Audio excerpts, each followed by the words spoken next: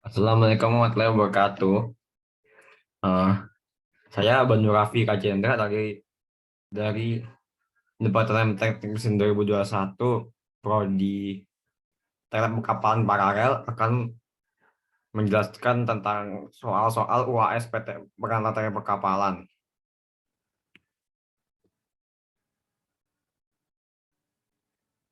Yang pertama, nomor satu, A. Dijelaskan jenis karakteristik serta fungsi kapal berdasarkan kategorinya. Ya, berdasarkan kategorinya yaitu yang pertama dry cargo ship. Dry cargo ship adalah kategori kapal pengangkut curah kering. Jenis-jenis kapal ini dikategorikan sebagai kapal dry cargo ship adalah kontainer ship dan bulk carriers. Karakteristik dari kapal dry cargo ship adalah kapal ini hanya mengangkut muatan-muatan kering seperti gandum, pasir untuk bulk carriers, peti kemas untuk kontainer ship. Fungsi dari dry cargo ship adalah untuk mengangkut muatan-muatan kering dalam jumlah besar dari suatu pelabuhan dengan pelabuhan lain dengan jalur laut. Yang kedua, offshore vessels. Offshore vessels memiliki beberapa jenis, yaitu pipelaying vessels dan floating production, storage dan overload. Fungsi dari pipelaying vessel adalah memasang pipa kabel bawah laut. Karakteristik jenis kapal ini memiliki daya khusus untuk memasang pipa atau kabel. Lalu untuk floating production, storage dan offloading memiliki fungsi untuk mengolah fluida sumber, menyimpan dan mentransfer minyak mentah yang sudah diolah. Karakteristik jadi dari kapal ini adalah berada di laut lepas, memiliki fasilitas pemrosesan minyak dan gas, dan memiliki fasilitas dan akomodasi. Yang ketiga adalah workcraft. Workcraft memiliki beberapa jenis kapal, yaitu crewboats dan tugboats. Fungsi dari tugboat adalah menarik, mendorong, dan membantu manuver kapal lain. Karakteristik tugboat adalah banyak digunakan untuk menarik tongkang. Di pelabuhan digunakan untuk membantu manuver kapal yang disebut harbor tow. Lalu untuk crewboat memiliki fungsi untuk mengangkut personel pendukung lepas pantai seperti anjungan minyak, pengeboran bor, dan kapal selam atau ladang angin. Karakteristik dari crewboat adalah ruang penumpang di bagian depan dan bagian belakang digunakan untuk menaruh barang. 1B. Jelaskan terkait institusi, konvensi, dan peraturan internasional berkaitan dengan teknik perkapalan.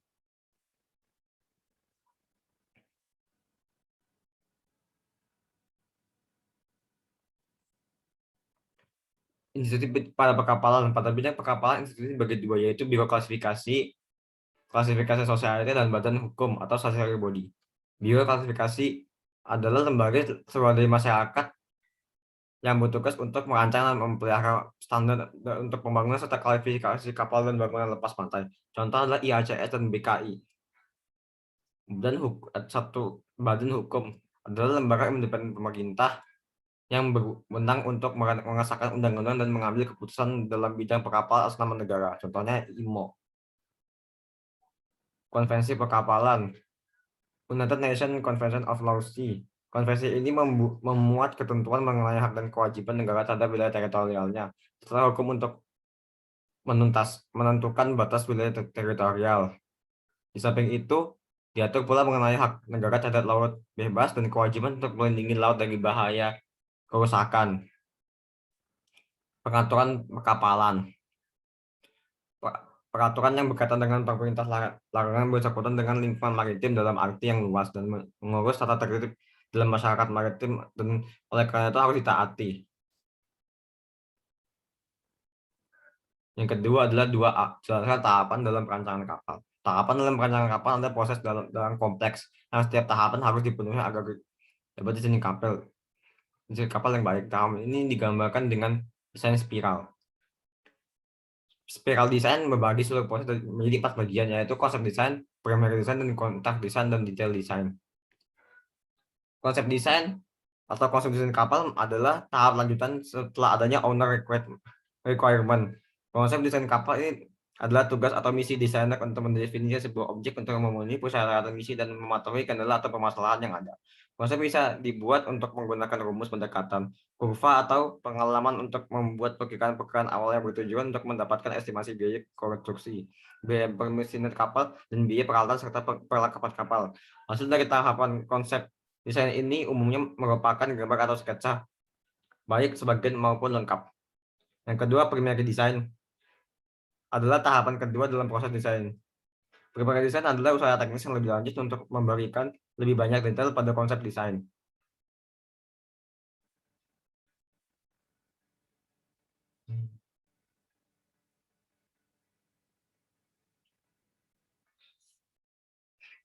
Dalam hubungannya dalam diagram tipikal, primary design ini merupakan iterasi kedua atau bisa dikatakan merupakan lintasan kedua bagi diagram spiral. Adapun yang dimaksud di dalam meliputi fitur-fitur yang memberikan dampak signifikan pada kapal, termasuk juga pendekatan awal biaya yang akan dibutuhkan. Yang ketiga, kontrak desain. Tahapan kontrak desain merupakan tahap lanjutan setelah primary design, yakni tahap pengembangan perancangan kapal dalam bentuk yang lebih detail, yang memungkinkan pembangun kapal harus memahami kapal yang akan dibuat dan mengestimasi secara akurat seluruh biaya pembuatan kapal. Tujuannya adalah pembuatan dokumen yang menjadikan kapal akan dibuat. Selanjutnya dokumen tersebut akan menjadi dasar dalam kontrak atau perjanjian pembangunan antara kapal, pemilik kapal, dan pihak galangan kapal. Komponen dari kontrak Darwin Komponen dari kontrak drawing meliputi arrangement drawing, structural details, propulsion arrangement, machinery selection, propeller selection, generator selection, dan electrical selection.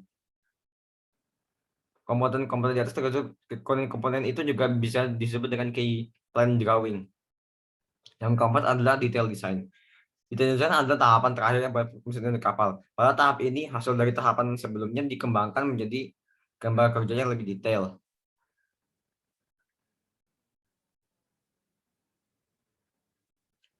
Dan secara menyeluruh, tahapan ini mencakup semua proses dan perhitungan yang diperlukan untuk proses konstruksi dan operasional kapal. Bagian terbesar dari pekerjaan ini adalah produksi gambar kerja yang diperlukan proses produksi.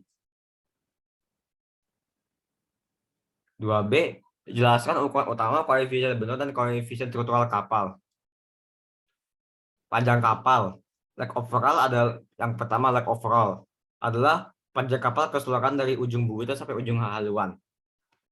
Yang kedua, lebar kapal adalah panjang antara kedua garis tegak bubutan dan garis tegak haluan diukur dengan garis air muat. Yang ketiga adalah panjang garis air. Garis air leg of water wide adalah jarak mendatar antara ujung garis muat garis air yang diukur dari titik potong pada tinggi bubutan sampai titik potong dengan tinggi haluan dan diukur pada bagian luar tinggi bubutan dan tinggi haluan. Yang kedua, lebar kapal. Ada satu, breadth atau lebar yang direncanakan adalah jarak mendatar dari gading tengah yang diukur pada bagian luar gading, tidak termasuk tebal plat lambung. Yang kedua, breadth of water line atau lebar garis air muat adalah lebar yang terbesar yang diukur pada garis muat. Yang ketiga, tinggi kapal. Tinggi kapal ada depth atau tinggi terendah dari geladak, adalah jarak tegak dari garis dasar sampai garis geladak yang terendah. Umumnya diukur dari tengah-tengah panjang kapal. Ada syarat kapal. Syarat drive atau syarat yang direncanakan adalah jarak tegak dari garis dasar sampai pada garis air muat. Koefisien air garis water plant area covenant atau bisa dibilang CWL adalah perbanding antara garis bidang garis air muat AWL dengan luas sebuah 4 persegi panjang dengan lebar B dan panjang LWL. Koefisien midship adalah perbanding antara luas penampang midship dan yang terkendah air AM dan luas suatu penampang yang lebarnya B dan tingginya T. Koefisien blok atau blok koefisien adalah perbandingan antara isi karena dengan isi suatu balok dengan panjang sama dengan LWL lebar dan tinggi. Koefisien prismatik memanjang horizontal atau CPH atau CP adalah perbandingan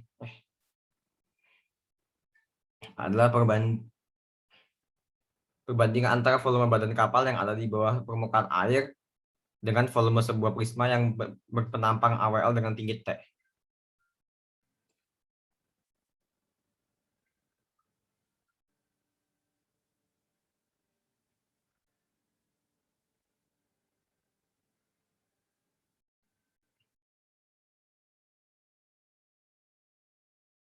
Yang 3A.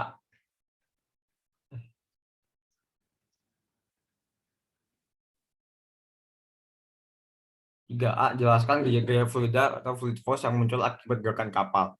Fluid force atau gaya fluida adalah gaya yang dirasakan oleh lambung kapal saat kapal bergerak. Fluid force yang mempengaruhi kapal saat bergerak ada dua, yaitu drag force dan lift force. Drag force. Drag force adalah gaya fluida yang mempengaruhi lambung kapal yang sejajar dan berlawanan arah dengan arah gerak kapal. Lift force adalah gaya yang diberikan fluida kepada lambung kapal yang gaya arah tegaknya dan arah gayanya tegak lurus ke atas terhadap arah gerak kapal. 3B. Jelaskan beberapa kondisi stabilitas kapal. Kondisi stabilitas kapal ada 3, yaitu yang pertama kondisi stabilitas positif, yaitu di mana titik G atau center of gravity berada di bawah titik M, metasentris. Kondisi ini dapat membuat kapal menjadi oleng menjadi tegak kembali. Penyebab dari kondisi ini adalah pendapatan muatan di bagian bawah yang lebih besar dari pendapatan muatan di bagian atas. Yang kedua, kondisi stabilitas negatif, yaitu kondisi di mana titik G atau center of gravity berada di atas titik M metasentris. Kondisi ini dapat mendorong kapal terus oleng dan terbalik. Penyebab dari kondisi ini adalah penempatan muatan di bagian bawah lebih kecil dan penempatan muatan atas penyebab dari kondisi ini adalah penempatan muatan di bagian bawah lebih kecil dari penempatan muatan atas dari penempatan di bagian atas. Yang ketiga, kondisi stabilitas netral, yaitu di mana titik center of gravity berhubungan dengan titik M atau metasentris. Kondisi ini membuat kapal tetap pada posisi miring. 3C, jelaskan jenis hambatan kapal. Ada 4 jenis hambatan kapal. Yang pertama, frictional resistance. Frictional resistance adalah hambatan yang ditunjukkan akibat adanya gesekan antara badan kapal dengan fluid ketika kapal bergerak. Yang kedua, wave making resistance adalah hambatan yang disebabkan oleh gelombang yang ada ketika kapal bergerak. Yang ketiga, eddy resistance adalah hambatan yang disebabkan oleh arus akibat adanya badan kapal dan bagian lainnya yang ada pada kapal. Yang keempat, air resistance adalah hambatan yang disebabkan oleh adanya udara ketika kapal bergerak. Namun nilai daripada hambatan udara ini bisa sangat kecil dikarenakan massa jenis udara yang relatif kecil dibandingkan dengan air. 4A,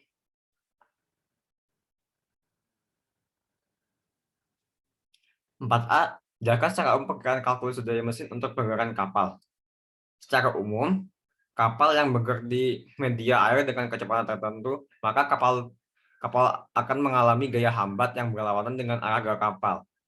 Besarnya gaya hambat yang terjadi harus mampu diatasi oleh gaya dorong kapal thrust yang dihasilkan dari kerja alat kapal propulsor, dan gaya yang disalurkan ke alat gerak kapal yang berasal dari daya poros, sedangkan daya poros sendiri bersumber dari daya rem yang merupakan daya luaran motor penggerakan kapal. 4B, sebutkan dan jelaskan beberapa alat bantu yang ada pada geladak. Yang pertama ada mooring winch, adalah alat yang berfungsi untuk menempatkan tali antara kapal dengan dermaga untuk mengikat kapal. Yang kedua, Panama chocks, berfungsi untuk mengerahkan tali dari dermaga. Terletak dekat dengan bulwark. Cok ada 2, yaitu yang paten, buka dan tutup, dan yang bisa diputar atau roller. Yang ketiga ada pedestrian roller. Yang keempat ada chain stopper, yaitu peralatan mooring system yang digunakan untuk mengunci dan menahan mooring line tension agar rantai mooring tidak terurut sehingga kapal FSO dapat terhamparan dengan stabil. Yang kelima ada anchor atau jangkar, adalah penambat kapal ke dasar perairan di laut, sungai ataupun danau sehingga tidak harus pindah tempat karena angin atau air. Yang adalah anchor crane and fittings, yaitu peralatan yang berhubungan dengan jangkar, tapi sepertinya ini kalau bisa dilihat chain itu berarti rantainya, dan fitting itu kayak peralatan untuk menaik turunkan jangkar. Yang ketujuh ada steel wire rope, yang ke-8 ada synthetic rope. 5A, jelaskan konsep serta ruang lingkup rantai pasok logistik dan logistik maritim. Konsep serta ruang rantai pasok adalah pertama, rantai pasok adalah serangan rangkaian kegiatan yang meliputi koordinasi, penjadwalan, dan pengendalian terhadap pengadaan, produksi, persediaan, dan pengeluaran produk, ataupun layanan jasa kepada pelanggan yang mencakup administrasi harian, operasi logistik, dan pengolahan informasi, mulai dari pelanggan hingga ke pemasok. Yang dikelola dalam rantai pasok adalah aliran material, informasi, dan keuangan. Konsep logistik adalah proses perencanaan, pelaksanaan, pengontrolan efisiensi, dan efektivitas aliran dan penyimpanan penyimpanan barang, servis, layanan, serta informasi dari titik asal ke titik tujuan untuk memenuhi kebutuhan pelanggan. Konsep dan ruang lingkup logistik maritim berasal dari integrasi dua proses kegiatan, yaitu logistik dan transportasi maritim atau transportasi laut. Logistik maritim adalah proses perencanaan, pelaksanaan, pengontrolan pergerakan barang dan informasi melalui kegiatan angkutan laut. Ruang lingkup logistik maritim adalah ada satu shipper, dua shipping line atau agent, yang ketiga transit share, yang keempat consignee, yang kelima loading port, yang keenam discharging port. 5B, jelaskan sistem pengolahan pelabuhan. Kepelabuhan adalah semua hal yang berkaitan dengan kegiatan di pelabuhan, mau itu buka mawat, mau itu export, import, dan lain-lain. Ada 3 sistem pengolahan pelabuhan. Yang pertama, landlord port, merupakan suatu sistem pengolahan pelabuhan hanya menguasai dan memiliki infrastruktur, sedangkan infrastruktur kan disewakan dengan jangka waktu yang cukup panjang kepada operator swasta. Yang kedua, tool port adalah suatu sistem pengolahan pelabuhan di mana sang pengelola memegang semua jenis infrastruktur serta infrastruktur lain nantinya akan disewakan kepada pihak swasta. Yang ketiga, operating port merupakan suatu sistem pengolahan pelabuhan di mana semua kegiatan dan segala jenis infrastruktur serta infrastruktur hanya dilakukan oleh pengelola pelabuhan itu sendiri yang bisa disebut service port. Contohnya ada Singapura dan Felix Towe.